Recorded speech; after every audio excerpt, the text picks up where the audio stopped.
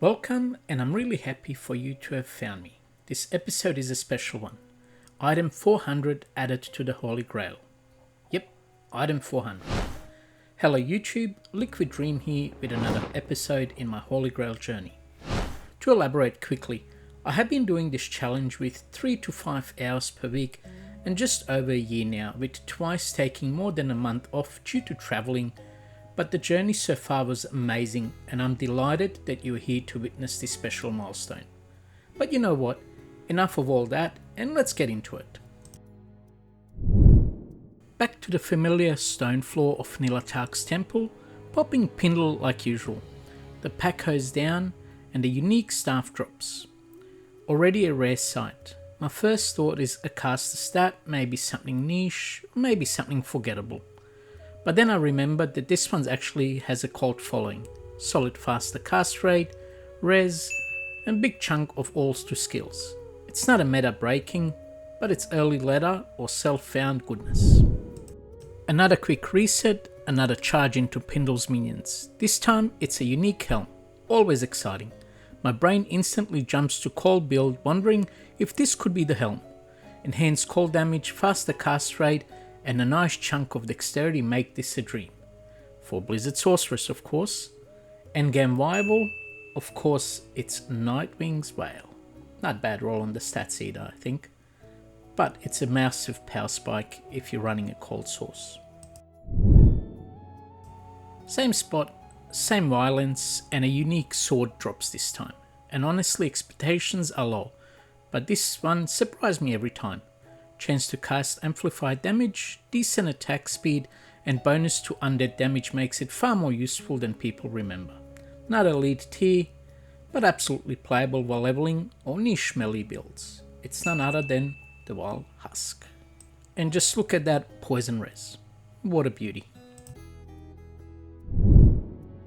This run drops a unique shield, and instantly I'm checking defense values. It's got thorns, decent defense, and respectable resistance. Not flashy, not endgame defying, but solid for summon or defensive builds. One of those items that won't change your life, but it won't embarrass you either. Now, the fact that it's also ethereal, it's not really one of my things that I do, but people collect those. Look, Spike Thorn, it had its moment in the past.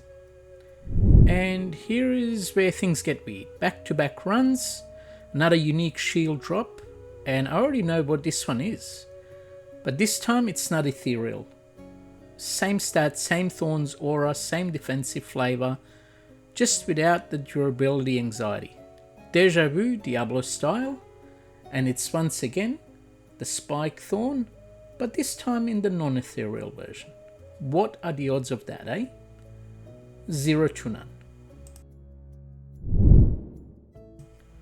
This one stopped me dead. A grand charm drop, and instantly my heart rate spikes. I roll it and wow.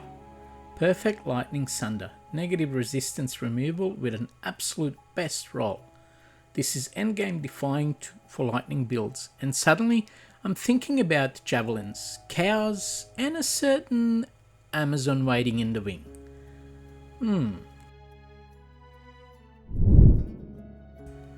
Here is me just looking at some items. 5-second rule. If I don't like it, goes in the bin.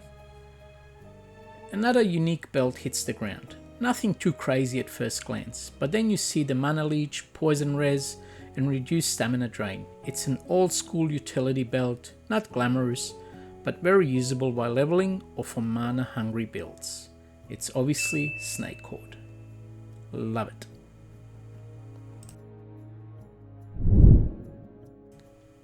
Alright, our first set item for the day. A unique shield drops. This time paladin only piece. High blocking, solid res, and massive defense potentially make this one a staple for defensive paladins. Not rare, undeniably useful, especially for early to mid game progression. It's Griswold's Honor, and it has 3 open sockets.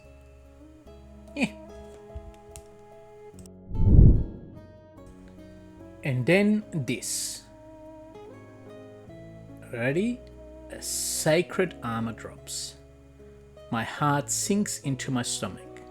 Is this it? The anticipation is brutal. Every cell in my body is screaming Tyrell's might. I eyed it slowly and already bracing for disappointment, right?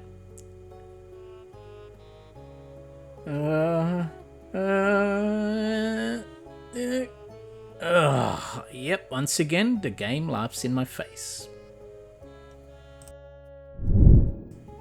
Switching it up and take down Diablo himself. Red lightning everywhere, screen shaking, and he finally goes down. Eventually. Well, here we go. Anytime now. Yep, and that'll do. Thank you. To the face. A unique armor drops, and this one has serious caster appeal.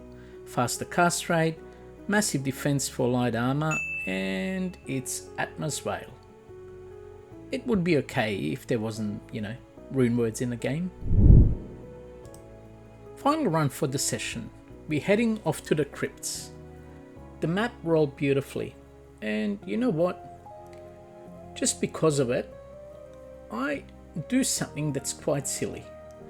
Item 400 is what I was chasing, and I thought if I potentially up the difficulty, I would have bigger odds to get something nicer, which is obviously true, right?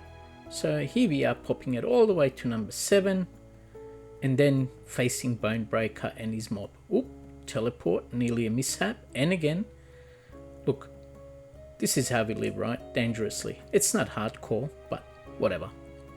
Now, once we're down, everyone, there's this facet that drops on the ground. Any call would be nice, even with a bad roll. But this one was almost the worst that it could get. But it's item 400, and I'm not really that sad. Well, all too soon, that brings us to the end of another video.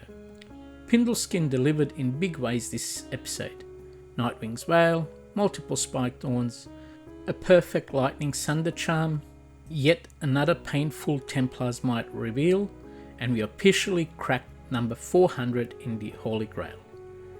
If you enjoyed the episode, don't forget to smash that like button, drop a comment letting me know which drop hurt the most, and subscribe if you want to follow the rest of this long, painful, and yet glorious journey. I have been also stuck on 69 followers for a while now, and the only way YouTube is going to push my content further is if you give us that little sub and a like. I would appreciate it greatly and hope it would appease the algorithm gods. But until next time, peace out YouTube, and may Lady Luck be on your side.